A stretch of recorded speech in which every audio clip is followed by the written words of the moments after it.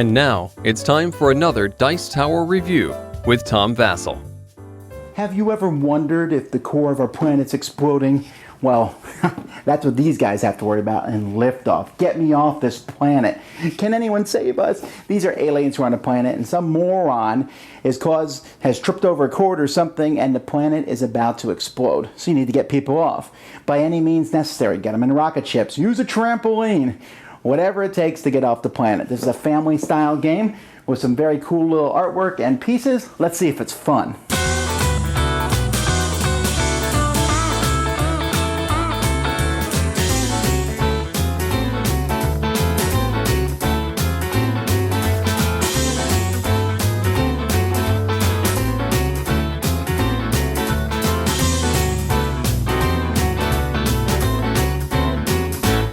At the beginning of the game, each player is going to have 10 aliens of their color in the core of the planet. There's also this big mean bad guy. And you're going to build the planet here. You're going to have 4 of these spots here. These are ways to get out of the planet, like elevators out of the planet. And then to get off the planet, there's all different boards that you can put around the outside. Right here you can teleport off, call a UFO, a satellite to call someone else, a trampoline to get off. There's a set of bonfire, use a rocket ship, a slingshot, jetpack, Stargate, a miracle. So there's all different various ones you can start with. The way a player is going to do is a player is going to have some actions on their turn, and when their turn's over, they're going to move the moon token counterclockwise, and it's going to go around. And when it reaches a star here, this moves over. When the sun gets to this spot here, then enough days have gone by, and the Earth will explode. Whoever's got the most aliens off by that time is the winner. Otherwise, the first person to get 10 of their aliens off wins the game.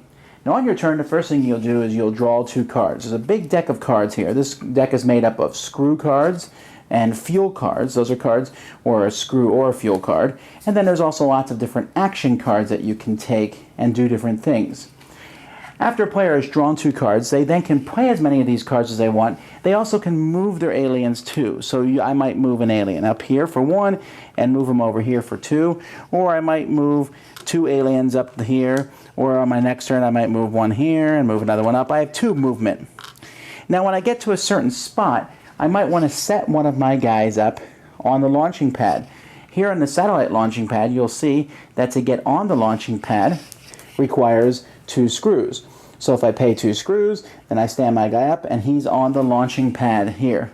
You'll also notice that there's a limit of 3 guys on the launching pad. And I want to get off this launching pad, well, we need to build the satellite. So we need to build a total of 6 screws here. Once the 6th screw is built there, every guy who's on that spot, who's basically on the satellite to launch, goes off and has escaped from the planet. And each of these boards is going to do something different. This one here, the bonfire, to get on requires a screw. To light the bonfire requires you to roll a die. Now, depending on what number you need to escape depends on what moon cycle you're in. If the moon is directly above you, you have a full moon. If it's on the complete opposite side of the board, there's no moon. And if it's somewhere in between, you have some moon. So I roll the die here. If there's a full moon with a bonfire, and I roll 3 rockets, I'm fine. But if I had only rolled 1 rocket, it's too bright outside and nobody would have found us. Anyhow, so you have to roll to see if you escape. Otherwise, they go back down to the center of the core. Here on a rocket ship, this only works when there's a full moon, and we need to build the rocket ship out of 6 fuel and 6 screws. Here, a slingshot, there's only room for 1 person. And basically, as soon as you put them on, they're gone. And depending on what cycle the moon is, depends what you need to put them on. So 2 fuel, pew, and the guy has been launched off the planet. A jetpack, as soon as you get on it, you're going to launch again, but you're going to need a certain amount of fuel, depending on what moon phase we're in. The Stargate, everyone just sits on the Stargate here, unlimited amount of people, but whenever the moon comes by, you roll the die, which can make everyone draw cards, or could it make the Stargate completely disappear, or it might pull everybody off. Hopefully that's what will happen. A miracle will only launch if there's 1 of every player on it, and then hooray, they all go up and players have to use an action card. And those action cards will do different things, like maybe the electric storm makes everybody lose all the cards they have. The gargoyle lets you move the gargoyle figure. The gargoyle figure is this guy right here. When he's on a launch pad, nobody can launch from that spot. You have action cards that let you move an alien. This one lets you move the moon in either direction. This one here, all liftoff points are new moon this turn, which will affect how the moon shows towards them. You can, a tornado, anyone who's not in liftoff platform goes back to the core. All liftoff points are full moon this turn. So there's different things that you can do with the action cards. Sometimes you can change them too. Basically change one of the liftoff points to something else. And that's how you play. There's also variants you can play where everybody has to get off together. You play a cooperative game. Or, in the one I would recommend, letting you, when you move an alien, you can move someone else's alien besides your own.